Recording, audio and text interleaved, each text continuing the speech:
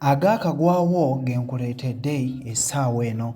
Eyali ssentebe w'akakiiko akagaba emirimu ku disitulikiti y'e Rakai, Mpuuga David asingisiddwa omusango gw'okusaba enguzi okuva eri abantu abasaba emirimu ku disitulikiti eno.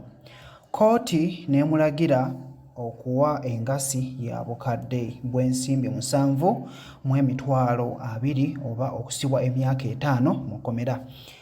Kikakasiddwa nti Mpuuga yasaba enguzi ya bukadde bw'ensimbi 2 okuva ew'omuntu eyali asaba omulimu gw'okukulira ebyobulimi mu disitulikiti era ono akkirizza okuliyirira omuntu ono ensimbi obukadde 3. Ono era ateekeddwako ekibonerezo kya kumala myaka 10 nga taweereza mu woofiisi ya gavumenti yonna.